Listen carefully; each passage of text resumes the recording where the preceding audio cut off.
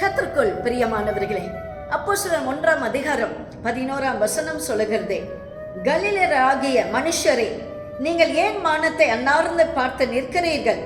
உங்களிடத்திலிருந்து வானத்திற்கு எடுத்துக்கொள்ளப்பட்ட இந்த இயேசுவானவர் எப்படி உங்கள் கண்களுக்கு முன்பாக வானத்திற்கு எழுந்தருளி போனாரோ அப்படியே மறுபடியும் வருவார் என்றார்கள். ஆண்டவரோட வருகை சீக்கிரமாக இருக்க போகுது. எந்த மட்டும் நீங்கள் குந்தி நடப்பீர்கள்.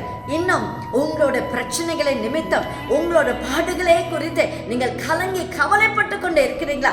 கவலைப்படக்கூடிய காரியம் அல்லது நாட்கள் இதல்ல, இனி காலம் செல்லாது. தேவ ஜனமே, அவரோட வருகை சீக்கிரமா இருக்கும் போது அந்த வருகைக்கு நம்மை ஆயத்தப்படுத்துவோம். அவரோடு கூட நாம் காணப்படுவோம். கர்த்தர் தாமே உங்களை ஆசீர்வதிப்பார். God bless you and have a blessed day.